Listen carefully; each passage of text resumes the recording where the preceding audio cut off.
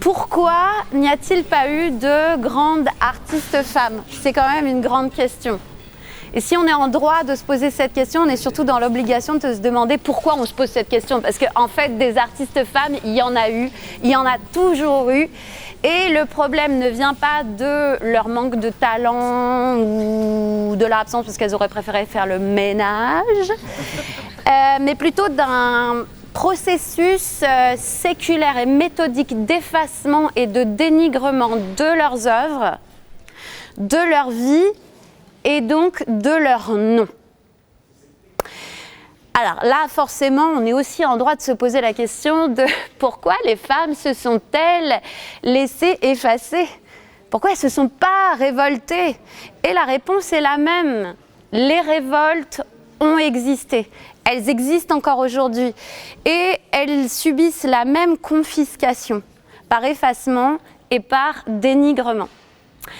Ici, on est face à cet immense site de Bamiyan, qui lui aussi a été effacé.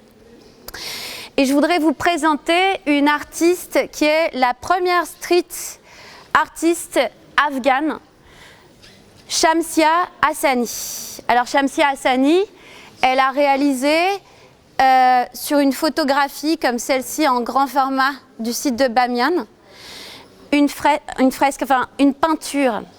Imaginez ici de la taille de la niche du Bouddha géant. Juste là, à côté, imaginez une femme vêtue d'une robe jaune avec un plastron de fleurs violettes. Elle regarde vers elle, elle a les yeux fermés, elle a ses cheveux bruns au vent qui volent derrière elle. Dans sa main droite, elle tient un pissenlit et elle souffle des aigrettes qui s'envolent le long de la falaise. Qui n'a pas déjà eu le plaisir de souffler sur ces grosses boules duveteuses de pissenlit? Ce geste de l'enfance, c'est à la fois l'innocence et la liberté, vous voyez, qu'on aime, qu'on chérit, et que du coup, on souffle pour qu'elle se dissémine en 1000 parts partout ailleurs. Voilà ce que Shamsia Hassani peint. Toujours une femme seule, dans l'espace public, à Kaboul. Elle commence en 2005 à Kaboul, dans les ruines, à peindre des femmes. Elle peint des femmes toujours seules, les yeux fermés, soit avec un voile ou soit avec les cheveux au vent. Elle dit que le problème, ce n'est pas la burqa. Parce que même sans la burqa, en fait, les problèmes seraient là. C'est-à-dire le confinement des femmes, l'impossibilité d'aller à l'école, l'impossibilité d'être éduquée, l'impossibilité de pouvoir être autonome, l'impossibilité de pouvoir faire des choix pour soi-même. Alors, elle peint ses visages dans Kaboul ou quand c'est trop dangereux, elle les peint sur des grands formats photographiques, un peu comme ici. Parce que bien sûr, en fait, Shamsia Hassani, elle a fait le choix de rester en fait en Afghanistan. Elle voyage, bien sûr, elle peint aussi dans d'autres pays, mais forcément, en tant que femme et en tant qu'artiste, elle est menacée. Alors, certaines de ses œuvres sont peintes, elles ne sont pas directement peintes dans la ville, au milieu des ruines. Elles sont peintes sur des photographies comme celle que je viens de vous présenter. Finalement, Shamsia Hassani, elle dit exactement ce que dira plus tard Frida Kahlo. Je ne peins pas mes rêves, mais ma propre réalité. Parce que vous voyez, tout est question de point de vue en fait. Selon l'angle par lequel on voit les choses, alors l'histoire est différente. Et comme l'histoire et toutes les histoires sont toujours racontées du point de vue des vainqueurs, donc de ceux qui dominent et colonisent, alors forcément l'histoire des femmes, elle est effacée. Mais on peut tout détruire, mais on ne peut pas détruire l'absence. On ne peut pas détruire l'absence. L'absence est là. Les vides sont là. Les vides restent et resteront. Et c'est justement ce que je voudrais vous proposer. C'est qu'on aille plonger dans les vides de la galerie du temps et qu'on aille mettre de la lumière dans les zones d'ombre. Ça vous dit ? Ouais. Alors, pour le faire, on va commencer par mettre de la lumière sur l'étymologie du mot lui-même, musée. Musée, en latin, ça veut dire le temple des muses. Bon, clairement, on va se rendre compte que le temple ne les a pas portés au pinacle, hein, il les a plutôt bien mis au tombeau. Mais bon, je ne vais pas déjà vous divulgacher ce que je vais vous raconter. Mais en fait, comme c'est un temple, je vous propose, puisque moi je vais le faire, de nous déchausser pour, de manière un petit peu particulière, parce que normalement on n'a pas le droit hein, de traverser les musées à pieds nus, mais là exceptionnellement pour rendre hommage aux créatrices de l'histoire, nous pouvons nous déchausser, chaussettes, pas chaussettes, pieds nus, comme vous le voulez. Et il y a ici un petit bac où on peut mettre les chaussures. Pour rentrer dans cette galerie du temps, dans ce temple des muses, nous allons aussi mettre une muse dans nos oreilles. Ça va ? Vous entendez ? On peut même chanter.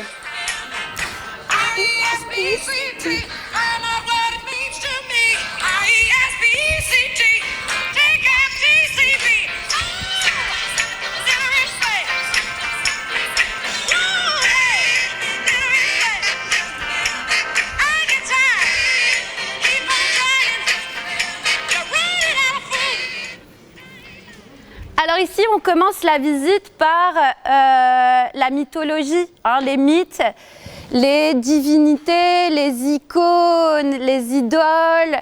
Et là, ici, par exemple, nous avons une représentation qui exalte la fertilité, la maternité. C'est un certain point de vue. Mais il y a aussi d'autres idoles, qui exalte l'émancipation, comme ici Astarté, aussi appelée Ishtar, qui probablement vient aussi de Lilith. En fait, ces figures-là féminines, elles transgressent l'ordre naturel qui s'impose déjà, en fait, dès l'Antiquité.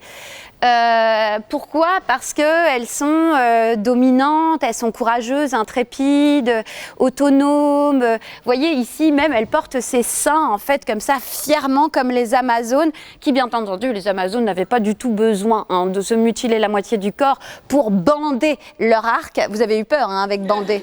Ouais, j'ai senti, là, quand j'ai dit bander, j'ai senti tout d'un coup un truc de mais oh, qu'est-ce qu'elle va dire ?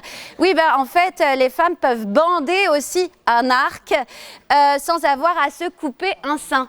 Et ça, les Grecs, ils n'aiment pas trop. À part Homère, quand même, qui va dire de ces femmes qu'elles sont l'égale des hommes. Sinon, quand même, les Grecs, ils préfèrent quand même confiner les femmes dans leur rôle de mère nourricière au foyer et dans des représentations en fait qui exaltent leur forme et leur ventre et leur capacité de procréer.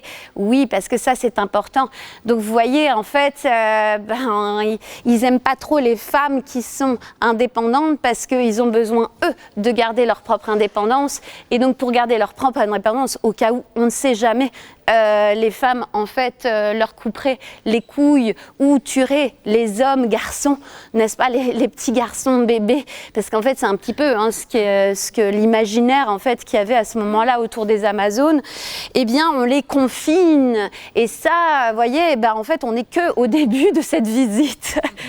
On est, regardez, attendez, on est à moins 900, moins 600 avant Jésus-Christ, et on est déjà bien les deux pieds, là, dans le patriarcat.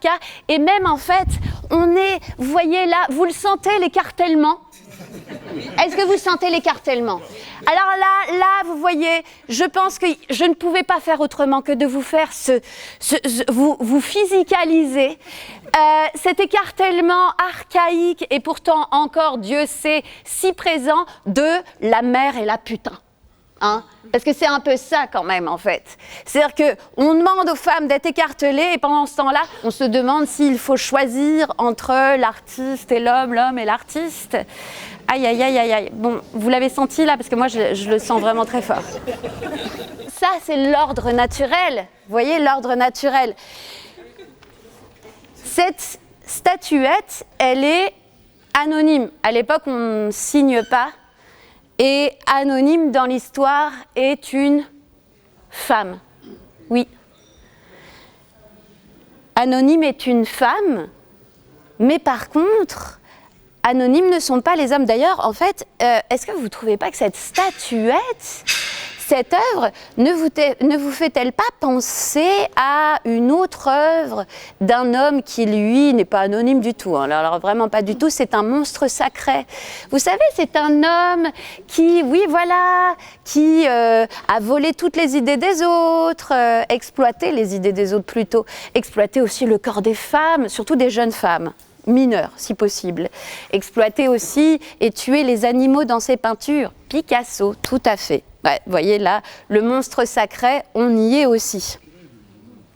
Oui. Picasso s'est beaucoup inspiré. Ah bah oui, il n'a pas fait que s'inspirer d'ailleurs. C'est un petit peu le problème avec Picasso, ouais, exactement. Mieux vaut en courir, et pourtant, courir pour les femmes, c'est interdit. C'est interdit, même regarder les hommes courir, c'est interdit, c'est même passible de mort. On vous jette littéralement vivante du mont Tipé. Alors, vous avez toujours envie de faire du sport ? Non, parce que en fait, le sport et les Jeux Olympiques sont vraiment, la célébration de la virilité, et donc forcément, les femmes en sont exclues. Parce que les femmes, elles n'ont pas besoin de faire du sport. Bon, encore que si, quand même. Il y a bien un petit peu des femmes à Sparte qui ont une éducation sportive comme les garçons. Mais c'est pas... vous emballez pas. Hein. C'est pas du tout avec un souci d'émancipation. C'est vraiment pour en faire des femmes robustes pour la maternité et sûrement des femmes aussi capables de supporter le patriarcat. Mais bon, je ferme la parenthèse, sinon vous allez vraiment, dès le départ, là, vous dire « Ouh là là, dis donc, Bernadette, elle y va fort !» Après, il y a bien aussi quand même les jeux héréens. Alors, on ne dit pas zéréens d'ailleurs, en fait, les jeux héréens, pardon, parce qu'il y a un H comme Héra, puisqu'on a les Jeux Olympiques, là il y a le Z, pour Zeus et les Jeux héréens en l'honneur de Héra. Alors bon, franchement, les Jeux héréens, ça ressemble quand même plutôt à un concours canin qu'à des vrais Jeux Olympiques, parce que si vous voulez, les femmes font quelques petites performances physiques, mais en vrai quand même, c'est tellement mal vu. Une femme physiquement active, en fait, c'est tellement mal vu. Alors vraiment tellement mal vu. C'est-à-dire que là, par exemple, voyez cet athlète, ce discophore, ce beau gosse qui lance un disque. Oui, c'est le discophore. Mais là, ici, une femme qui court, c'est une pute. Eh oui. Ben oui, voilà. Et là, ah, ça y est, on est reparti, le grand écart. Vous sentez là, à nouveau, l'ordre naturel qui nous tombe sur les épaules, il nous écrase. Aïe, aïe, aïe, aïe, aïe, aïe, aïe. Ça va durer longtemps en plus. Ah là là. Donc, Anonyme, à nouveau, en fait, sont ces sculptures. Anonyme est une femme dans l'histoire. Mais à quelques jours, à quelques mois même plutôt, des JO, quelques chiffres. En fait, il va falloir attendre 1900 pour que les femmes commencent peu à peu, je dis vraiment peu à peu, parce qu'il ne faut pas s'emballer, vraiment, c'est vraiment peu à peu, entrent dans les Jeux Olympiques, 1900. Et c'est exactement la même date que les femmes commencent à rentrer à l'école des Beaux-Arts de Paris. Parce qu'en fait, il faut attendre quand même encore quelques années, 1967. Kathrine Schweitzer, première femme à s'inscrire officiellement au marathon de Boston, qui est le plus vieux et le plus prestigieux du monde. La course commence, elle a son dossard 261, qui va devenir mythique. Elle a son dossard et là, le directeur du marathon lui saute dessus, la pousse et tente de lui arracher son dossard parce qu'il ne veut pas d'une femme, alors qu'elle est inscrite officiellement. Ce dossard et Kathrine Schweitzer vont devenir, bien entendu, mythiques. Vous voyez, 1967. Un petit peu plus tard, on avance dans l'histoire. 2005, 2005, c'est Annette Messager qui va représenter pour la première fois la France à la Biennale de Venise. Biennale de Venise qui quand même en est à sa 56e exposition internationale créée depuis 1893, 2005. Et puis on avance encore un petit peu et là on arrive à 2012. Et là 2012, pour la première fois, les Jeux sont intégralement en fait paritaires puisqu'il y a des épreuves féminines dans toutes les disciplines, exactement comme pour les hommes. 2012, c'est-à-dire il y a 12 ans. Moi, je pense que ces femmes sont clairement anonymes, puisque Anonyme est une femme, mais elles ont clairement le dossard 261 de la victoire. D'ailleurs, en parlant de victoire, elle est ici, la victoire. Regardez la victoire. La déesse de la victoire, Nike, qui a donné aussi son nom au leader numéro 1 des tenues sportives, surtout très connu pour les scandales révélant l'exploitation des ouvriers, ouvrières et surtout des enfants, et la misère aussi dans laquelle ils vivaient parce qu'ils étaient payés des clopinettes. Oui. Nike, vous avez fait le rapprochement. Comme quoi, en fait, pour Nike aussi, on pourrait dire oui, mais bon, tu sais, Bernadette, il faut savoir séparer l'homme de la basket. Voilà, c'est ça. Alors, Nike, cette sculpture, elle est aussi anonyme, puisqu'on ne signe toujours pas, et Anonyme dans l'histoire est une femme. Alors, j'aime espérer que la victoire est vraiment la sienne. Savez-vous quand est-ce que les premières sculptrices apparaissent, enfin je veux dire en tout cas signent, parce qu'elles existent, peut-être sûrement, en fait c'est une femme qui a fait cette sculpture, mais les premières signatures, une estimation ? Fin 19e, début du 20e. Et pour être repéré, il faut passer par Paris, et quand on passe par Paris, on passe par Rodin, et quand on passe par Rodin, eh ben, on passe par son emprise. Il y a eu Camille Claudel, la plus célèbre et qui a fini en hôpital psychiatrique. Gwen Jones, magnifique peintresse britannique, magnifique.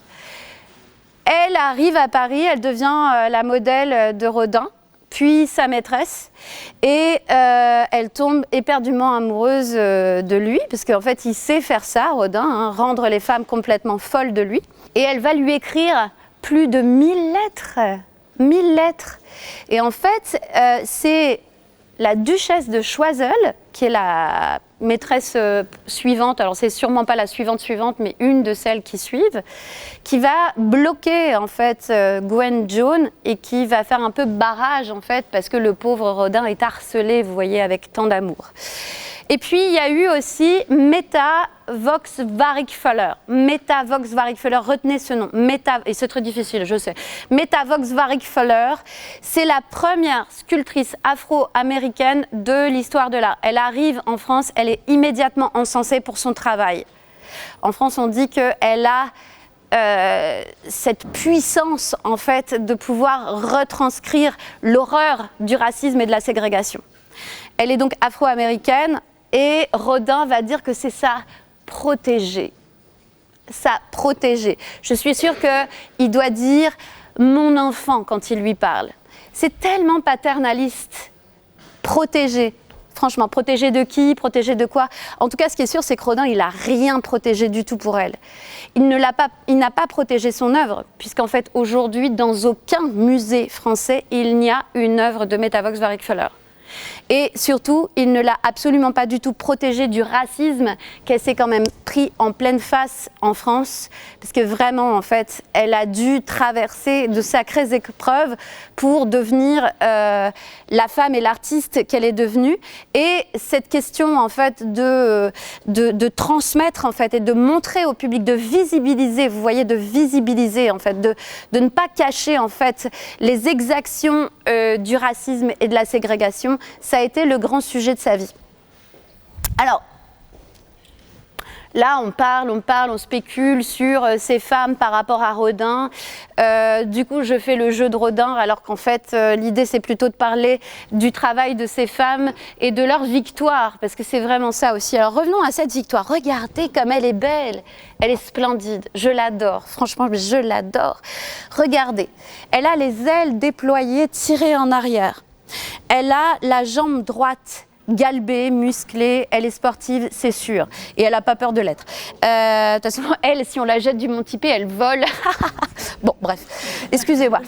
C'était vraiment... Là, son pied, en fait, vous voyez, il est en l'air, comme ça. Et ses bras, surtout. Vous voyez, ses bras sont positionnés comme ça. Elle regarde vers le sol. On sent qu'elle a un sourire. On sent qu'elle a visé quelque chose. Elle va se poser. En fait, elle va se poser. Peut-être même va-t-elle écraser quelque chose. Peut-être va-t-elle écraser le patriarcat, l'ordre naturel. Peut-être, vous savez, cette injonction, cette représentation du masculin qui l'emporte systématiquement sur le féminin. Surtout qu'en plus, la scénographie est quand même géniale. C'est-à-dire qu'on a Niké qui va écraser le patriarcat. Moi, j'en suis sûre, j'ai vraiment envie d'y croire. C'est une messagère quand même. Non, mais c'est une messagère. C'est une messagère, elle nous apporte forcément une bonne nouvelle. Et juste derrière, regardez, il y a Hermaphrodite, l'harmonie féminin-masculin. Et il y a Isis. Alors avec cette base, je pense que Niké nous dit, ça va aller. Vous allez être vaincresse. Alors c'est peut-être ce que nous allons aller découvrir, parce qu'en fait il faut avancer dans le temps, n'est-ce pas? Dans la galerie du temps, on avance dans le temps. Alors rentrons dans le Moyen-Âge pour aller voir ce qui se passe.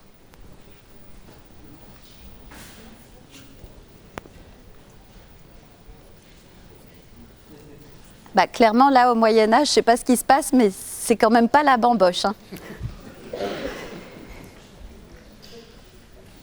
Après il se passe peut-être des trucs hyper dissimulés. Genre vraiment, tu sais, des rave parties qui sont cachées, dissimulées derrière le Christ, derrière le Père, derrière le Saint-Esprit et la Vierge, bien sûr.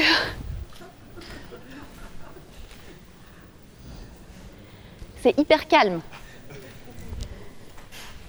Alors, plus ou moins par ici, il y a quand même des choses qui se cachent, qui n'ont pas duré très longtemps, mais qui ont eu le mérite d'exister. Et du coup, il est important d'en parler. Vers le XIIe, XIIIe siècle, il y a ce qu'on appelle l'amour courtois, ou le fin amour. En fait, cette manière d'aimer avec courtoisie, c'est un petit peu, je vais vous faire une métaphore, c'est un petit peu comme si c'était un programme, mais genre vraiment le super programme de sensibilisation sur le consentement par le planning familial. Genre, mon corps m'appartient, non c'est non, et le silence c'est non aussi. Vous voyez? Sauf que là, le planning familial, il n'existe pas encore, mais par contre, il y a Aliénor d'Aquitaine. Et il y a Marie de France, aussi appelée Marie de Champagne, qui vont porter ce programme. Alors, ça ne va pas durer hyper longtemps. Genre, en fait, je crois que c'est moins de 100 ans, où il va y avoir ces petites bulles comme ça, d'amour courtois, où le corps des femmes, en fait, est traité et vu autrement. Même, en fait, on parle de clitoris et de plaisir féminin. Incroyable. Alors, je me suis dit que peut-être Blanche de Champagne avait eu ce privilège de vivre ce court répit dans l'histoire du corps des femmes. En tout cas, ce qui est sûr, c'est que l'œuvre d'art n'est pas un objet de décoration. Hein. Moi, personnellement, je ne mettrai pas Dieu le Père dans mon salon.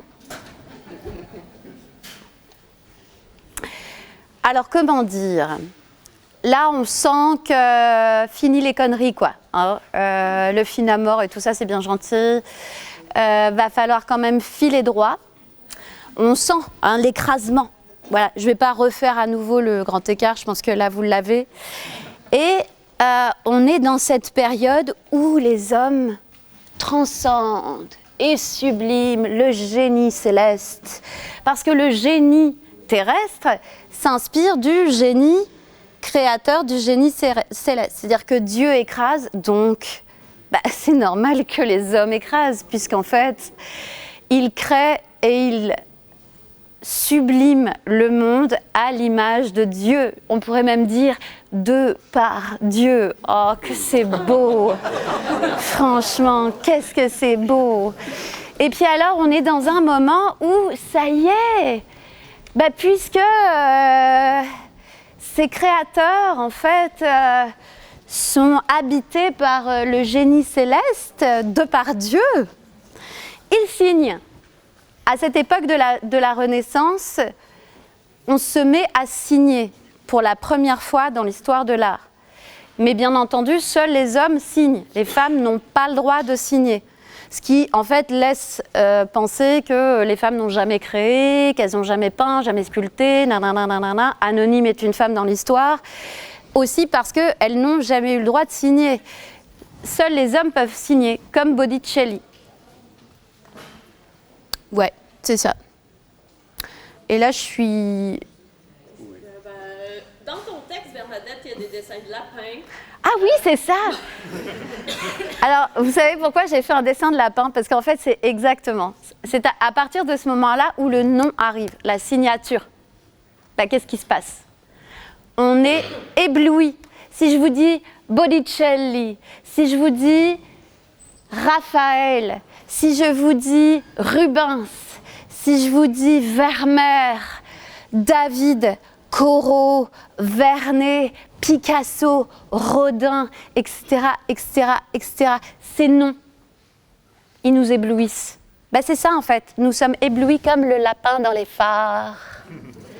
Et du coup, sous l'effet de l'éblouissement, comme le lapin, en fait, on ne voit plus que les phares et rien d'autre autour que les phares, que les phares, que les phares. Et donc, si le créateur est un violeur ou un usurpateur, eh bien, sous l'effet de l'éblouissement, on ne discerne plus rien. En fait, on lui concède tous ses excès, ses désirs, ses colères, ses exigences, ses violences, parce que c'est un génie créateur de par Dieu. Voilà. Par exemple, si je vous dis, voyez, là, c'est Botticelli. Ah oui, vous avez vu, en fait, la Vierge, là, elle a les yeux noirs. Hein. Genre, elle nous regarde en mode what the fuck.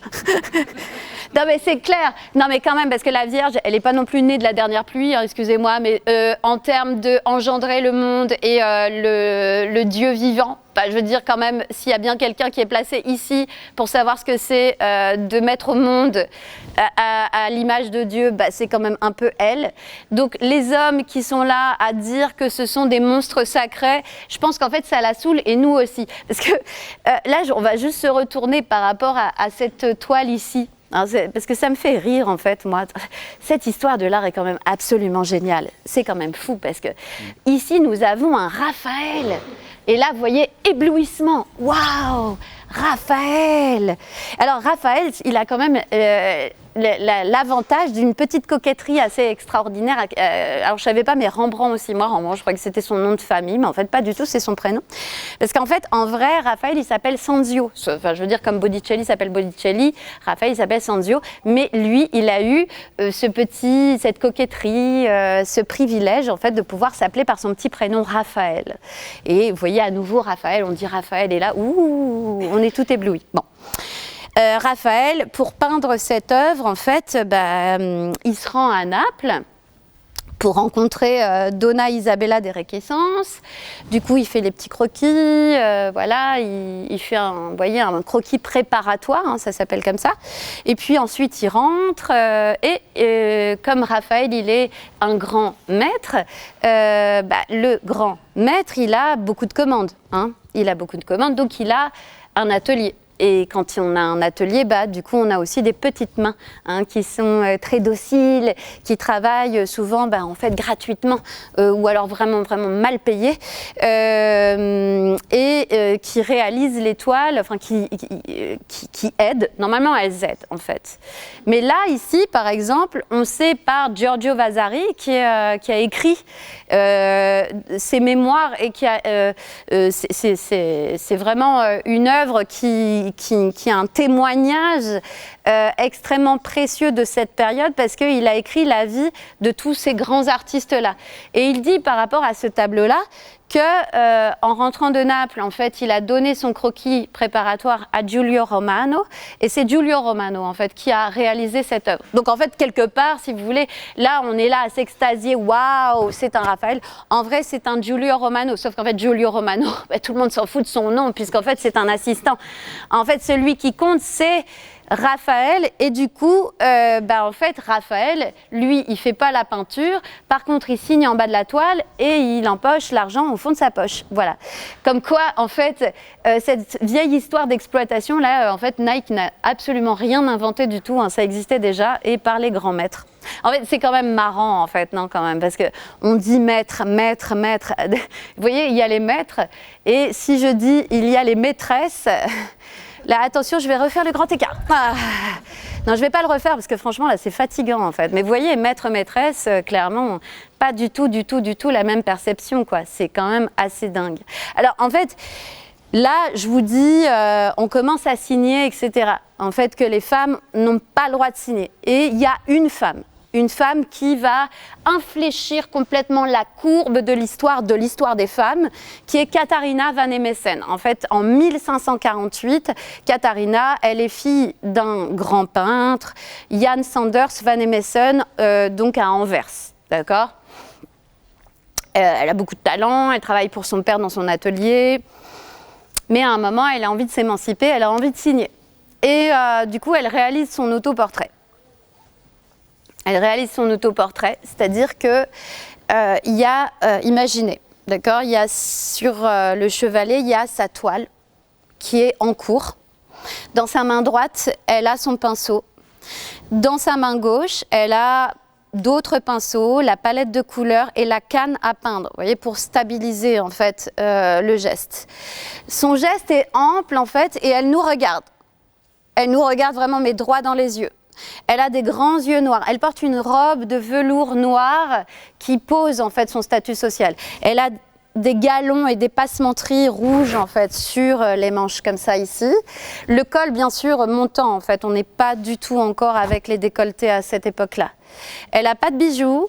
Elle a les cheveux bien peignés, bien tirés en arrière et un léger voile. Et elle nous regarde. Elle nous regarde. Vous aussi, elle vous regarde en fait. Elle vous regarde aussi et elle nous regarde d'un air de dire « Et alors, oui, je peins. Parce que oui, je suis peintresse. En fait, même, je suis la peintresse. Et je vais l'écrire et je vais signer. Et elle ne va pas juste le signer. Elle va l'écrire en lettres capitales. Elle va écrire « Ego Katharina de Emessen, me pinci mila quingenti duo de quinquaginta etatis va biginti ». Ce qui veut dire « Moi, Katharina de van Emessen, je me suis peinte en 1548 à l'âge de 20 ans ».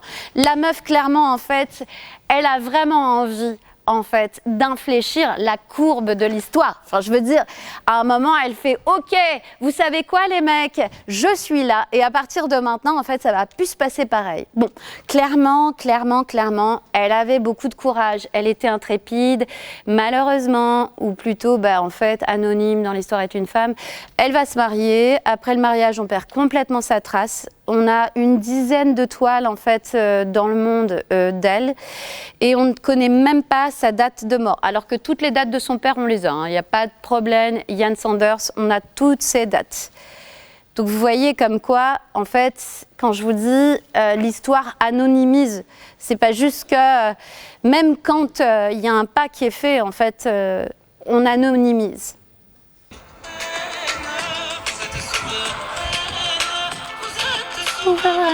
Ça me côtoyait la haine.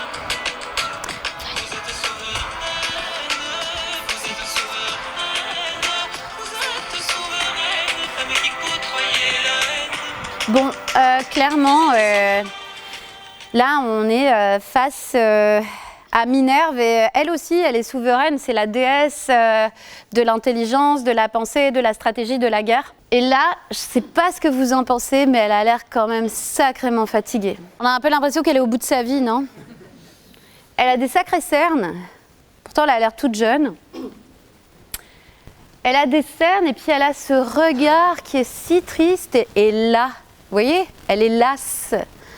Elle ne nous regarde pas, elle est là, elle regarde vaguement quelque part par terre.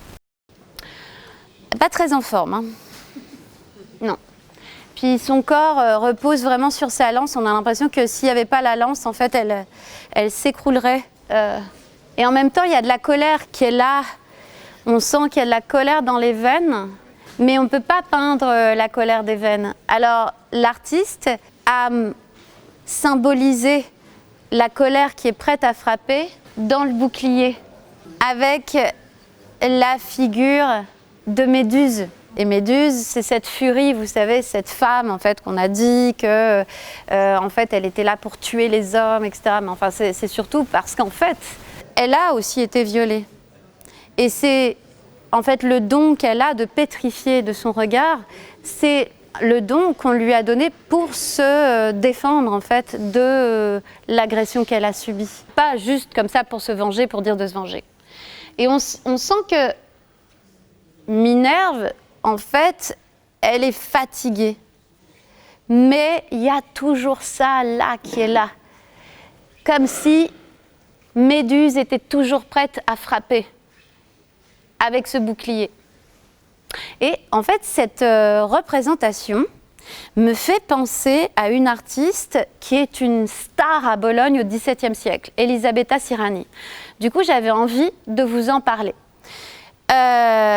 Elisabetta Sirani, c'est une star parce qu'en fait, elle fait des tableaux qui sont connus, reconnus internationalement, etc. Elle meurt à l'âge de 27 ans. Et pourtant, on lui compte pas moins de 190 œuvres. Vermeer, il meurt à 43-45 ans et il a une quarantaine, 45 œuvres. Vous voyez, donc la différence, c'est ouf quand même. Bref, fermons la parenthèse. Donc, prolifique, Elisabetta. Simplement, c'est que, comme en plus, elle s'attaque à des grands formats qui normalement sont réservés aux hommes, elle peint des peintures mythologiques, historiques, on pense que c'est pas elle qui peint. Quid de Raphaël, c'est-à-dire que Raphaël, il fait ses petits traits, nanana, il les donne à son assistant et puis bisous. Et la toile, on dit que c'est Raphaël alors qu'en fait, c'est pas lui qui l'a faite, au final vraiment. Tandis que elle doit laisser accès à son atelier à des observateurs qui vont venir la regarder travailler et surtout pouvoir prouver ensuite que c'est bien elle qui réalise ses peintures. C'est quand même lourd. Enfin, je veux dire, quelle injustice. C'est-à-dire, c'est pas une grande maître, voilà. Et donc, du coup, forcément, ça peut pas être elle qui a peint, en fait, ces toiles. Et cette injustice et, vous voyez, cette atmosphère comme ça de violence sexiste et sexuelle qui règne quand même tout le temps, elle va le mettre en peinture, elle va littéralement, en fait, renverser cette injustice. Et son tableau, je vais vous le jouer ici. Non, restez là, vous allez voir, vous n'allez pas du tout me déranger. Regardez, ici, il y a un bel espace. Imaginez que la toile d'Elisabetta Sirani est ici. C'est extrêmement cinématographique. Le plan est serré sur l'action. Ici, au bord, il y a un puits. D'accord ?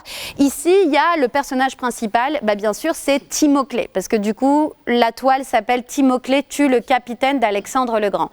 Il y a Timoclée qui est ici, elle a les deux pieds, vous voyez, ouverts comme ça, bien ancrés dans le sol.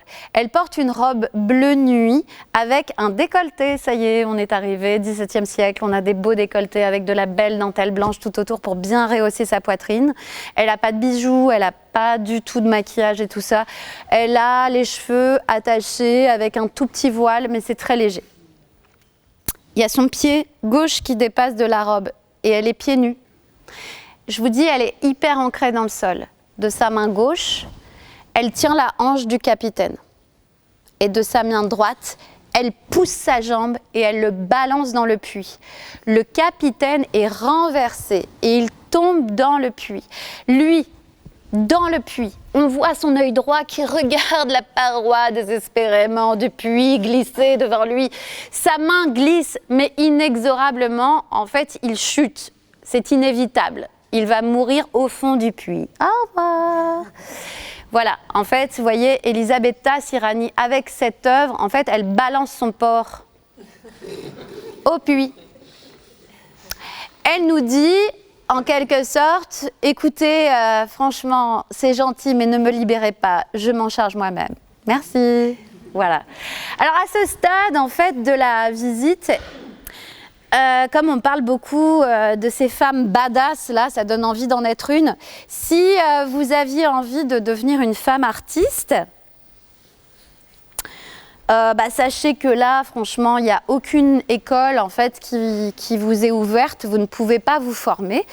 Donc, si vous avez envie d'être une artiste femme, eh bien, il va falloir que vous ayez un papa peintre, venir d'un milieu social élevé, privilégié, faire don de votre exceptionnel talent gratuitement avec le sourire et sans râler, surtout ne pas signer, ne pas chercher à signer. Et enfin, moi je vous conseillerais quand même de faire très attention au mariage et d'éviter le plus possible en fait ce genre d'affaires parce que c'est pas très bon pour les femmes à ce moment-là si elles veulent devenir artistes. C'est le cas de la Tintoretta. Alors ici on est devant Jacopo Robusti, Marietta Robusti, donc qui est la fille de Jacopo. Alors on ne va pas commencer à plonger dans cette toile extrêmement problématique de Suzanne avec les vieillards, parce que sinon on va en avoir pour 1 heure, et ça va éclipser la Tintoretta.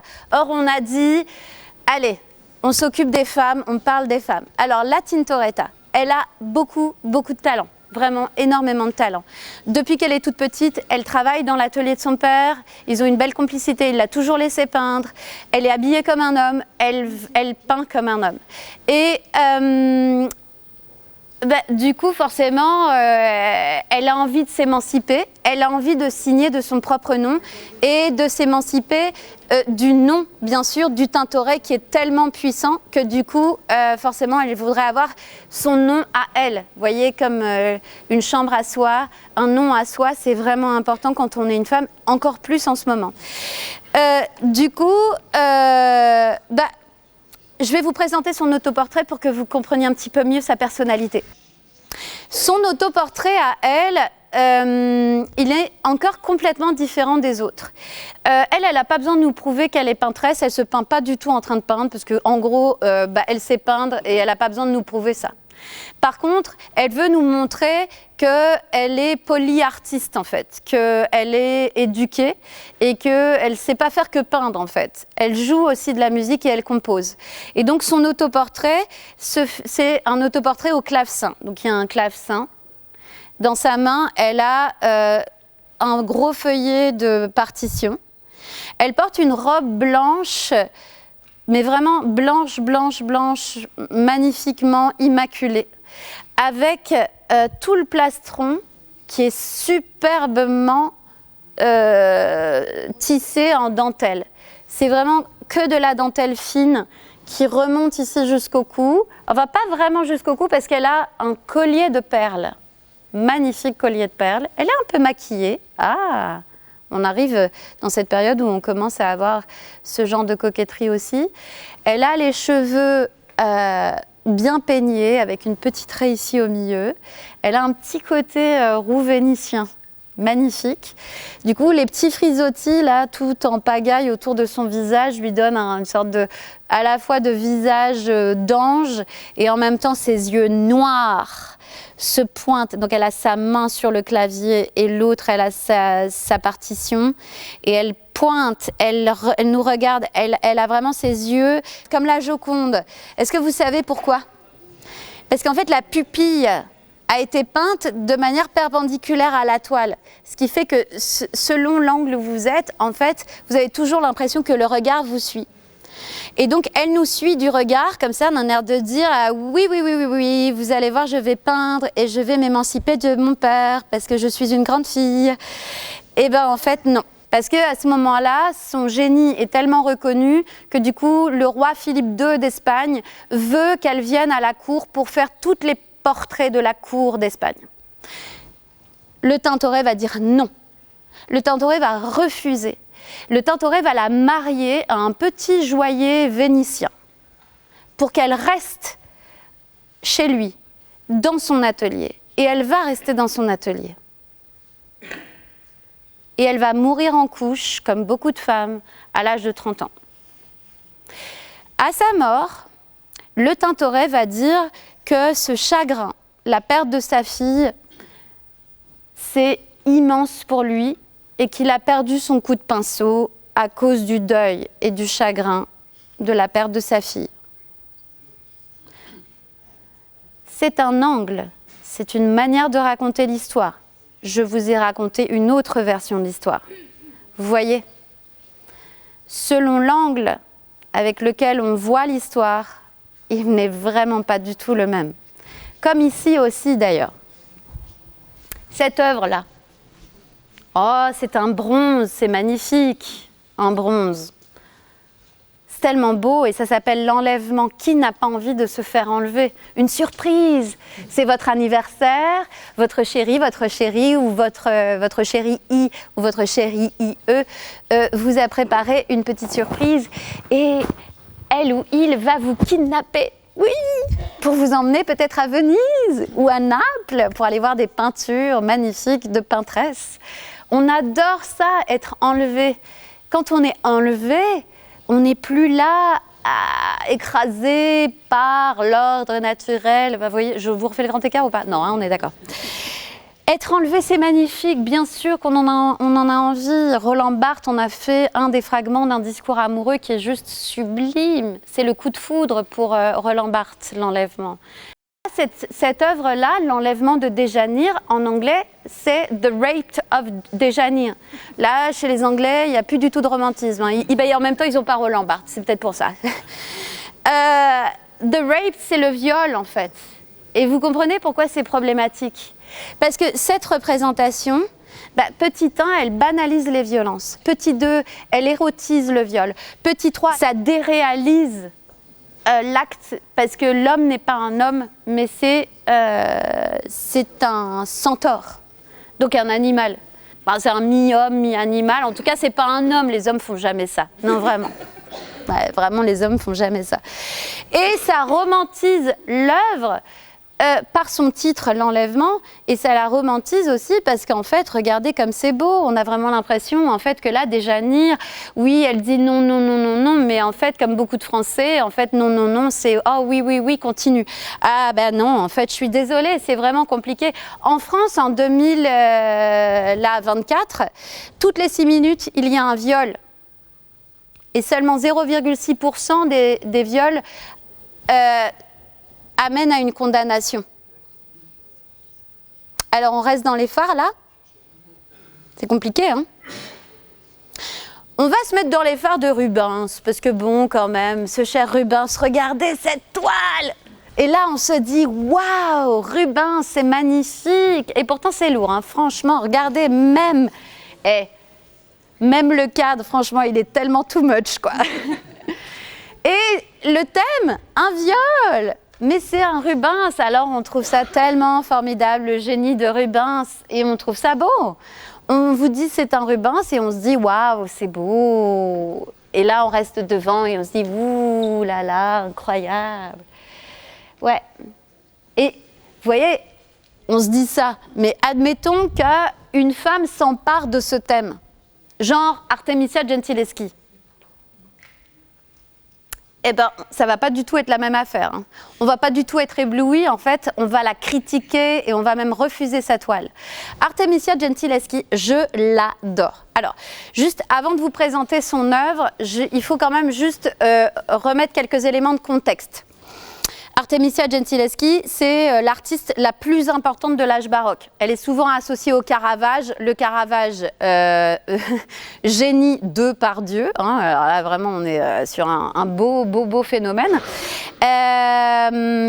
Artemisia, fille de Orazio Gentileschi, peintre renommé, Et du coup, elle a beaucoup de talent. Bon, alors, Horatio, lui, contrairement au Tintoret, il ne va pas chercher à la marier pour la garder. En fait, lui, il veut s'en débarrasser parce qu'en fait, son talent l'encombre vraiment, en fait, lui fait de l'ombre. Et donc, du coup, comme le génie ne se brise pas, bah, du coup, il se dit, tiens, je vais la mettre entre les mains d'Agostino Tassi, puisque Agostino Tassi, lui aussi, c'est un génie de par Dieu, connu pour sa maîtrise de la quadratura à Rome, et aussi connu pour ses violences sexuelles. Et donc, sans surprise, qu'est-ce qui se passe? Il la viole. Et Orazio Gentileschi, le père, du coup, sa renommée est salie. Il porte plainte.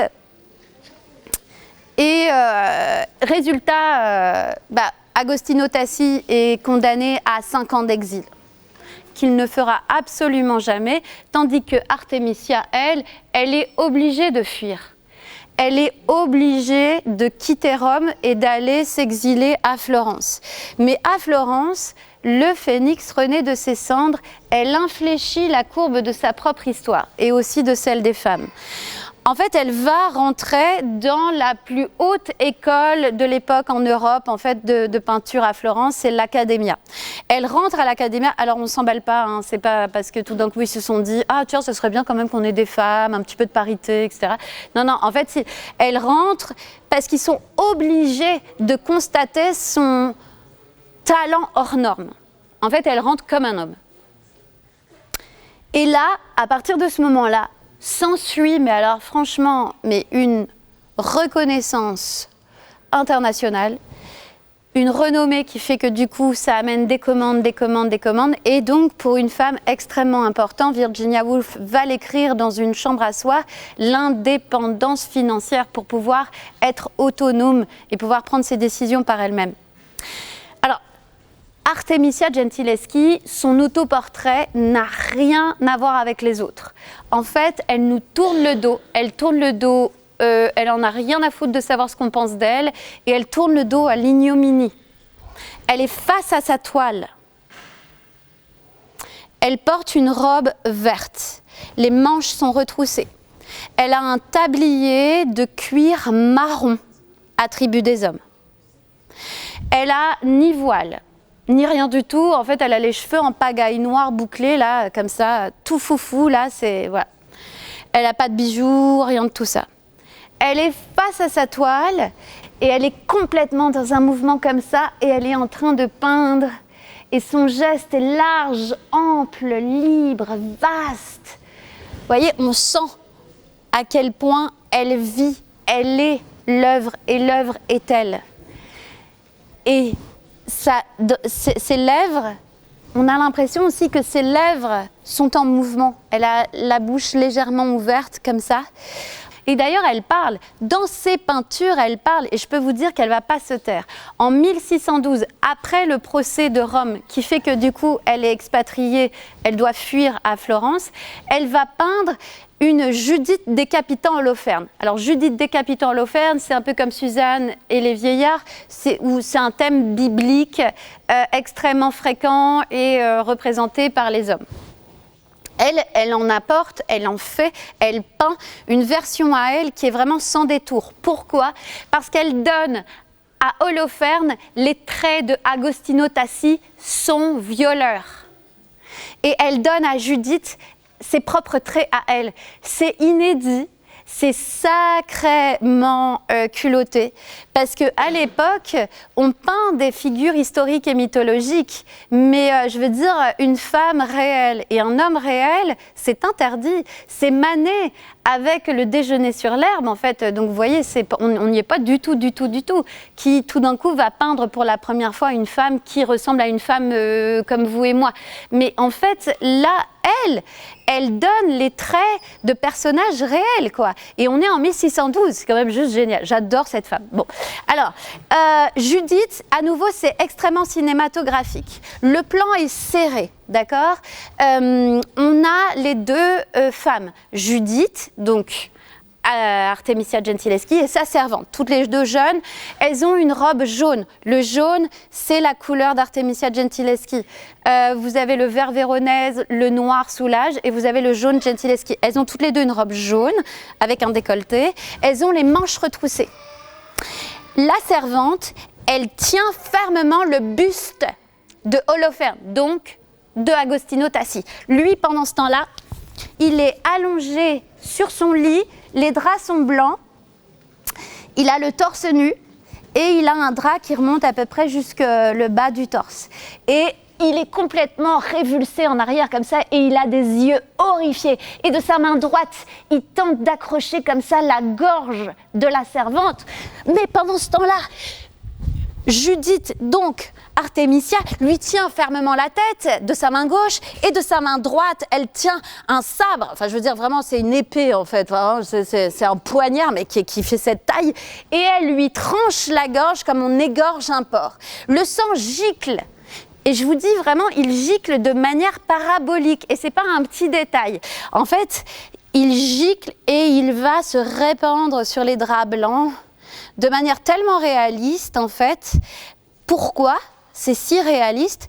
Parce que Artemisia gentileschi tient cette connaissance picturale de la représentation du sang par son ami Galilée.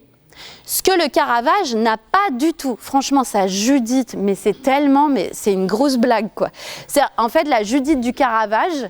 En fait, la représentation du sang qui gicle de la gorge d'Holoferne, c'est des Scooby-Doo roses, vous voyez, les bonbons de gélatine. C'est pas du tout de l'hémoglobine, quoi. Mais c'est tellement ridicule, mais c'est le Caravage. Alors que là, c'est Artemisia, et du coup, qu'est-ce qui va se passer? On va dire que son tableau est trop brutal et il va être refusé. Quid de la brutalité? C'est-à-dire que quand même, en termes de brutalité, le Caravage, on se rappelle, non? Violeur reconnu et connu, assassin. Il a été quand même emprisonné à plusieurs reprises, il s'est sauvé à plusieurs reprises, il a été condamné à mort. Et là, Paul V, parce que c'est le Caravage et que c'est un grand maître de par Dieu, du coup, il l'a gracié. Ça, c'est le Caravage, la brutalité du Caravage. Et on dit que Artemisia, elle est brutale et on refuse sa toile. C'est quand même juste fantastique, non? Voilà, en fait, c'est ça.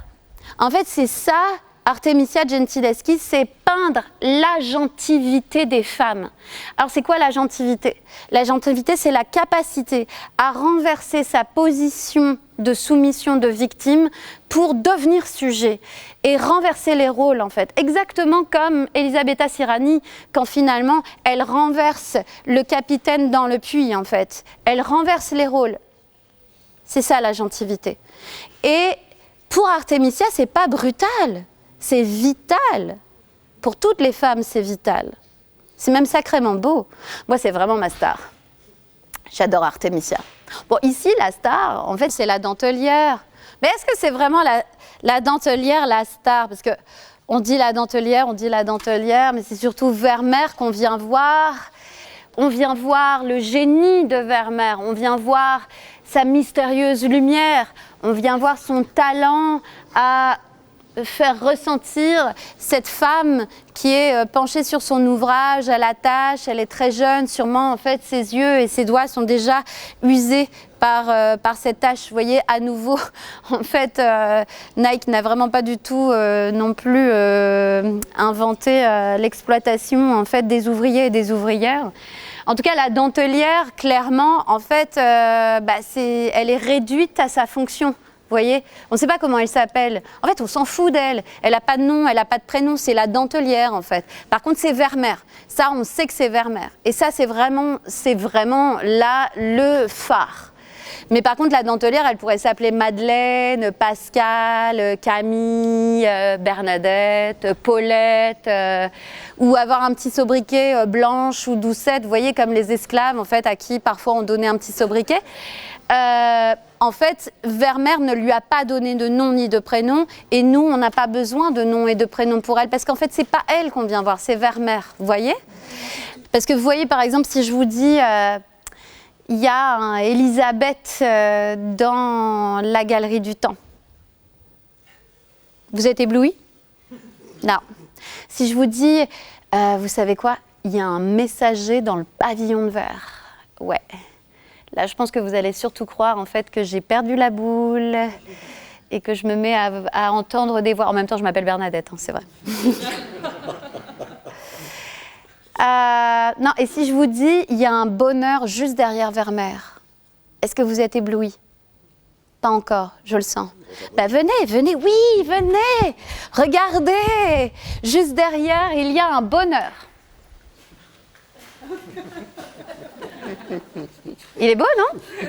Magnifique. Imaginez, c'est une toile qui fait 5 mètres sur 2,50 mètres. Bah, du coup, elle dépasse de la simèse. Mince, c'est dommage. Bah, attendez, venez par ici, venez par ici. Venez, on va la mettre quand même, Rosa Bonheur, à un endroit qui est quand même à sa taille.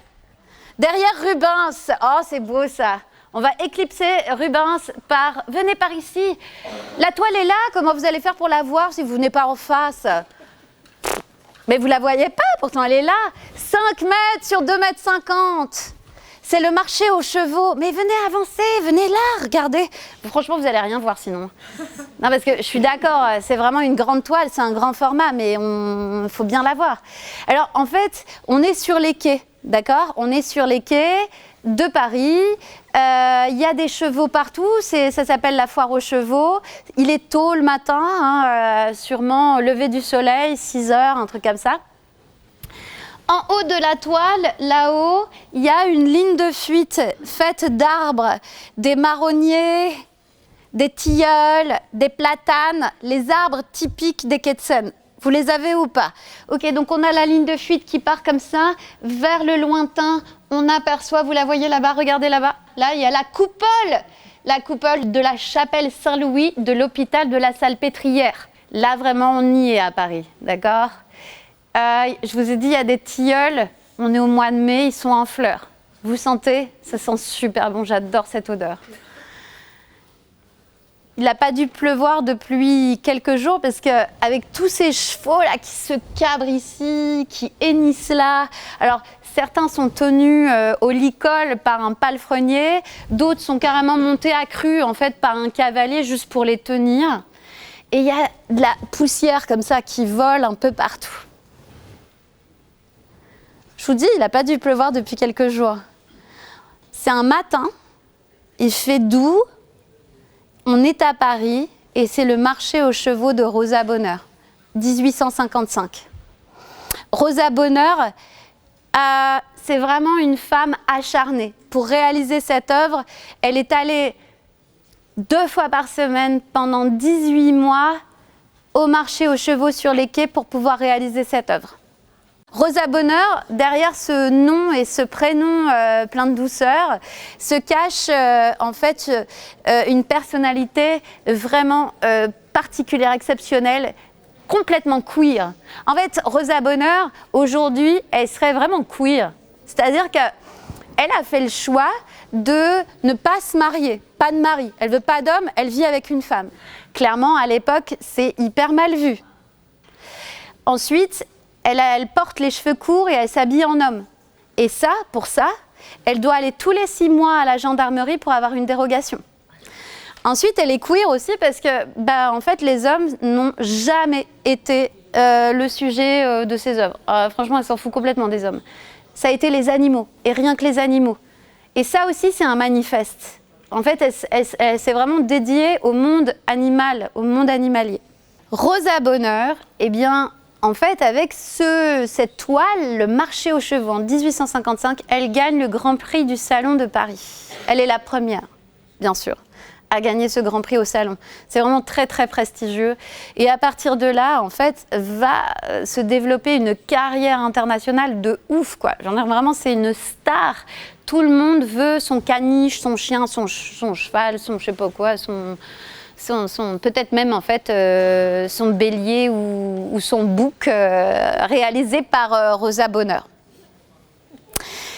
Eh bien, malgré cette renommée, eh bien, elle va tomber dans l'oubli, oui.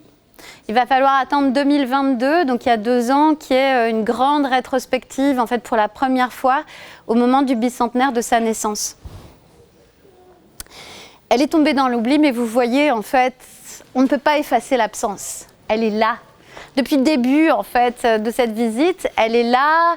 Toutes les femmes que je vous présentais, j'ai l'impression qu'elles sont là avec nous. Et là, on va aller se diriger vers un endroit du musée, parce que dans le musée, il y a 227 œuvres, et il y en a une de femmes, une d'Élisabeth Vigée-Lebrun. En fait, ça fait 0,4% de représentation des femmes dans la Galerie du Temps.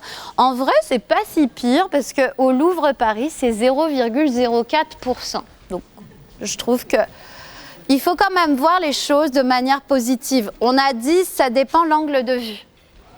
Alors, allons donc voir, en fait, cette femme et cette unique femme de la Galerie du Temps. Cette créatrice qui, elle aussi, venez, si vous voulez vous installer là, comme ça.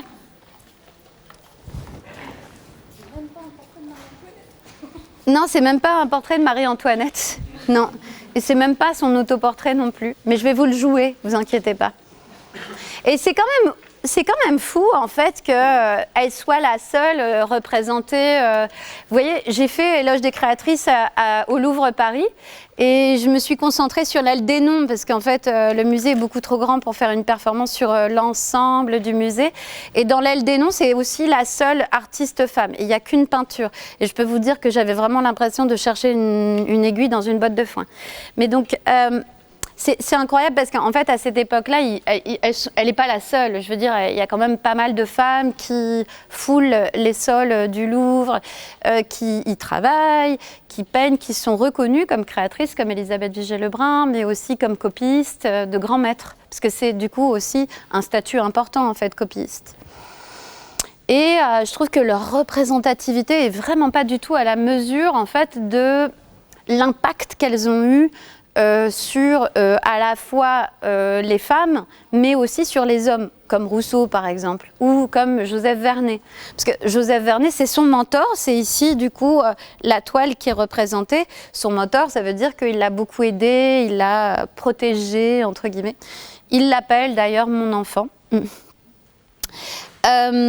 Et Élisabeth Vigée-Lebrun, contrairement à Rousseau, par exemple, parce que Rousseau fait partie des Lumières, mais il n'avait pas de la lumière à tous les étages, je pense, parce que il a quand même exigé à sa femme d'abandonner les 5 enfants en fait qu'ils ont eus, alors qu'il a écrit l'Émile, qui est censé être un manuel d'éducation sur comment éduquer le mieux possible les enfants. Bon, en tout cas, ce que je peux vous dire, c'est que Élisabeth Vigée-Lebrun, elle n'a pas eu besoin d'écrire un manuel pour nous montrer en fait une joie et une force en fait dans le lien maternel à son enfant, à Julie. Et là, je vais regardez, venez par ici, comme ça, je vais vous faire la toile. Regardez, elle est là en fait, la toile. Vous la voyez ou pas? Non? Je vais vous la jouer. Elle est ici. En fait, son autoportrait s'appelle Madame Vigée-Lebrun avec Julie. Elle porte, Élisabeth, elle porte une tunique blanche. C'est marrant parce que du coup on est dans une période de l'histoire de l'art où on exalte à nouveau l'Antiquité, où les grands peintres genre Guéricault, David, surtout David en fait, vont peindre à nouveau en fait des grandes scènes mythologiques de la Grèce antique. Et c'est drôle parce que du coup elle porte une tunique blanche un peu portée à la grecque et c'est vaguement attaché comme ça avec un foulard rouge, un rouge carmin très beau et c'est filé d'or. Et dans les cheveux aussi, alors elle a des cheveux noirs bouclés, ils sont tout en pagaille et elle a un petit foulard aussi rouge en fait qui vient juste lui tenir un peu les cheveux en arrière. Elle est comme ça, assise, en fait, sur un tabouret qu'on ne voit pas, mais on voit qu'elle est assise. Et là, imaginez Julie, sa fille. Je pense qu'elle doit avoir un truc comme 5 ans. Je vous fais la scène. Imaginez. En fait, Elisabeth est là, je sais pas, par exemple, alors elle n'envoie pas de texto, parce que forcément à l'époque, il n'y a pas de téléphone portable. Voilà, je sais pas, disons qu'elle rêve ou elle pense à peut-être la prochaine toile qu'elle va peindre. Et là, Julie voit sa mère et se dit « Oh, il y a ma maman !» Et là, elle court et elle lui saute au cou. Et Julie, la petite Julie, elle la tient comme ça avec ses petites mains autour de son cou. Elle tient en fait Elisabeth derrière son cou. Et elle a sa tête vraiment, vous voyez, complètement coincée là, dans le cou, contre la peau et sous son menton. Donc là, il y a la tête d'Elisabeth et là, il y a Julie qui la tient comme ça. Et toutes les deux nous regardent avec tellement d'amour et tellement de joie et tellement de simplicité aussi. Julie, elle porte un tablier ou une robe, on ne sait pas trop ce que c'est. Franchement, ça donne tellement l'impression qu'elle a farfouillé, trouvé une robe de sa mère, qu'elle a remonté les manches, parce que tout est tellement énorme sur elle que ça ne fait pas du tout robe d'enfant, vous voyez. On a vraiment l'impression qu'elle est allée chercher une robe de sa mère et qu'elle a voulu s'habiller comme sa mère, faire comme sa mère, être sa mère. D'ailleurs, elle va être un peu comme sa mère. Elle va peindre aussi, en fait, Julie. En tout cas, ça, là, ça, c'est tellement beau. Vous voyez, c'est un câlin qui dit « Je t'aime ».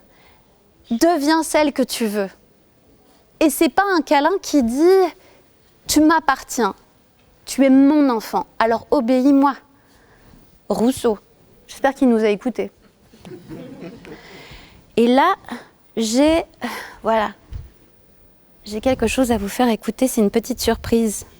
C'est pas vrai qu'Élisabeth Vigée-Lebrun avait pas de talent et qu'on pouvait confondre ses œuvres avec celles des petits maîtres sans envergure et de la poignée de femmes qui, comme elle, ont tenté de se frayer un chemin dans ce milieu quasi exclusivement dominé par des hommes. C'est vrai qu'on dit que les arrangements de couleurs qu'elle crée sont sans équivalent, qu'elle a une manière distincte d'étendre la peinture sur la toile et d'harmoniser les effets finaux par des couches successives de glacis délicats. C'est vrai qu'on dit que son travail chromatique en est un d'exception et qu'on ne tarit pas d'éloges en affirmant qu'elle est la plus grande coloriste de la fin du 18e siècle. Mais c'est également vrai qu'on dit que sur ce point, elle serait l'égale, voire un chouïa inférieur à Fragonard. C'est vrai que des hommes, ça en a pris tout un paquet pour qu'elle puisse exercer son métier de peintresse et que de son pastelliste de père à son marchand d'art de mari, en passant par Joseph Vernet qui un jour lui dit « Mon enfant, ne suivez aucun système d'école, consultez seulement les œuvres des grands maîtres de l'Italie et celles des maîtres flamands, mais surtout, faites-le plus que vous pouvez d'après la nature. La nature est le premier de tous les maîtres. » Eh bien, ils ont été omniprésents, les hommes. Mais c'est aussi vrai qu'entre son salaud de beau-père et le mari dont elle a bien fait divorcer, on peut affirmer qu'ils lui ont sévèrement mis des bâtons dans les roues, les hommes. C'est vrai que les autoportraits d'Élisabeth ont été décriés par les mouvements féministes parce qu'elle se représentait en mère plutôt que devant son chevalet, comme l'auraient fait ses collègues masculins. Mais c'est aussi vrai que ces autoportraits ont été encensés par les mouvements féministes qui disent que lorsqu'elle se peint en mère, c'est pour affirmer qu'elle peut être une créatrice comme mère et aussi comme artiste, simultanément. Donc que de ce fait, ce serait féministement positif. Mais c'est vrai que dans le journal d'Élisabeth, on peut lire que le jour de la naissance de sa fille, elle n'a point quitté son atelier et qu'elle travaillait dans les intervalles que lui laissaient les douleurs. C'est vrai que le legs de celle qui affirmait que peindre et vivre n'a jamais été qu'un seul mot pour elle, qu'elle n'a eu de bonheur qu'en peinture, mais qui affirmait également qu'elle n'a jamais voulu devoir qu'à sa palette, sa réputation et sa fortune, est immensément important.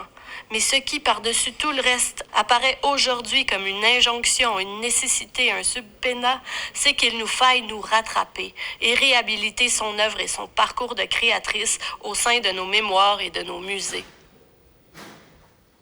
Réhabiliter Elisabeth Vigée-Lebrun et réhabiliter toutes les autres créatrices C'est pas là tout de suite encore. Hein. Parce que là, avec le code Napoléon de 1804, en fait, Napoléon, là, lui, en 1804, il veut clairement bien enlever tous les droits aux femmes qui, du coup, deviennent la propriété de leur mari et avant ça, sont la propriété de leur père. Juridiquement, une femme, avec Napoléon, c'est rien. C'est comme un enfant. Les enfants non plus n'ont pas de droit sous Napoléon. Du coup, qui dit pas de droit, dit pas de voix VOIX et aussi pas de voix VOIE pour pouvoir faire ce qu'on a envie de faire. Exactement ce que disait Shamsia Hassani au début. Vous voyez, en fait, sortir des phares, eh ben, c'est encore aujourd'hui. Et là, forcément maintenant, mais ça va l'être encore et encore. Et ça va l'être avec Artemisia, avec Shamsia, avec Elisabeth, avec Annette, avec Rosa, avec Katharina, avec Astarté, avec toutes ces femmes et toutes celles à venir aussi. Et c'est ce qu'a représenté l'artiste états-unienne Judy Chicago. Elle a réalisé entre 1974 et 1979 une œuvre qui s'apparente au banquet de Platon. Sauf que son banquet à elle, c'est un banquet de femmes. Imaginez, il y a 39 tables qui sont disposées en triangle. Forcément, le triangle, il n'est pas fortuit. Hein. Le triangle, et à chaque place, à chaque table, il y a un chemin de table brodé au nom, prénom de l'artiste qui a marqué l'histoire. 39. Son nom est brodé avec plein de détails de sa vie, juste pour se souvenir aussi, voilà, de ce qu'elle a fait et de ce qu'elle a laissé, le legs. Et il y a les ustensiles, les couverts et aussi l'assiette. Et l'assiette, Judy Chicago, pour chaque femme, a créé et façonné une assiette en céramique en forme de vulve ou de papillon, en donnant à chaque vulve, en fait, une personnalité inspirée de l'artiste. 39 femmes, c'est immense. Là, il aurait fallu bouger tout ça. Hein. Et ces 39 convives sont posés sur 999 carreaux, sur lesquels aussi il y a les noms et les prénoms de 999 autres femmes qui sont un peu comme le socle, en fait, le matrimoine. Vous voyez, la base sur laquelle ces 39 viennent pour le dîner. Alors voilà, c'est ça. La table est dressée. On attend les convives.